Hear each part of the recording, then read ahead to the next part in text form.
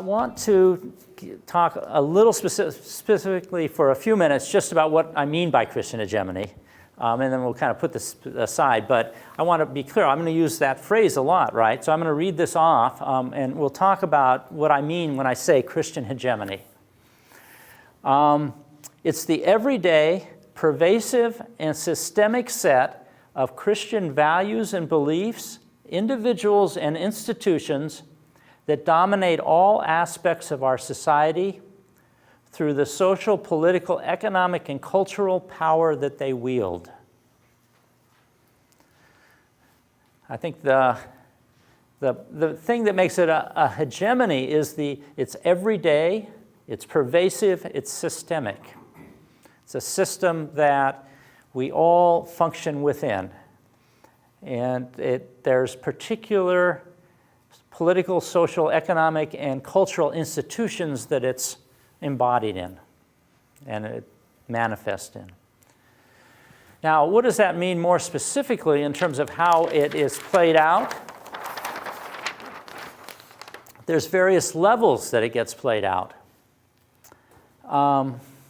One is that we all internalize certain key Christian concepts, right? So that it is so long-standing and so pervasive that we have all, whether we're Christian or not, have internalized certain ways of seeing the world based on that.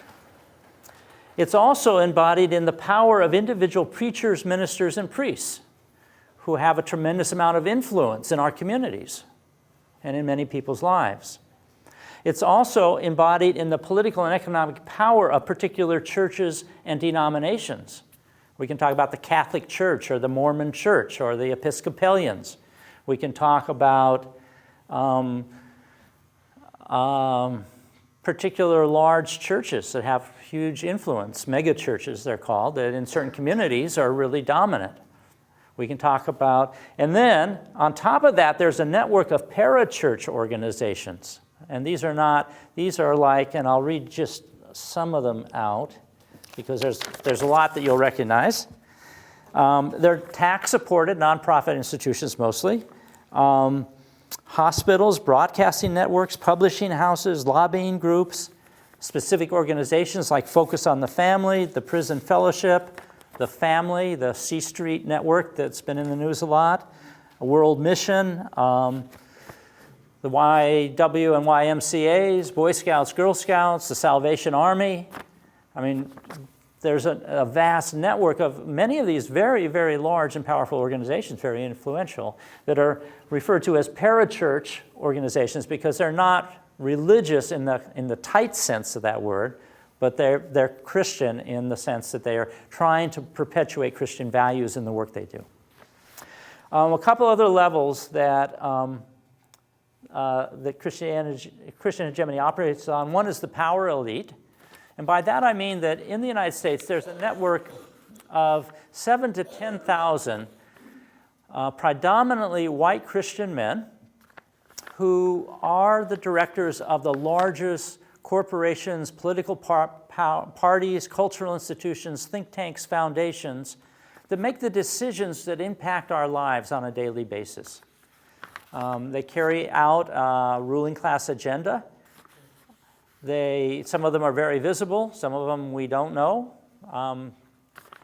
And when I say predominantly white male Christian, there's a few people of color, there's a few women, there's a few Jews in these networks. But predominantly, it's a white Christian male network. And we're talking about 7,000 to 10,000 people. That's not a conspiracy. Many of these are public figures. They don't all meet in a dark room in the back of the corridors of power. But they share a common culture, a common reference, and a common agenda around keeping wealth consolidated at the top of the economic pyramid. And finally, the other level that Christian hegemony operates at is the legacy and the current perpetuation of the ideas, values, icons, practices, policies, and texts that frame our public and foreign policy. We can think about images like Jesus on the cross. We can think about texts like the Bible.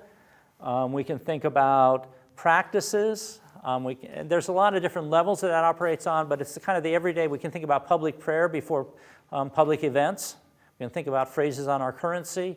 There's just lots of ways, and we'll be looking more in depth at that in just a minute. So these are some of the levels at which Christian power operates through this system, or manifests through the system of Christian hegemony.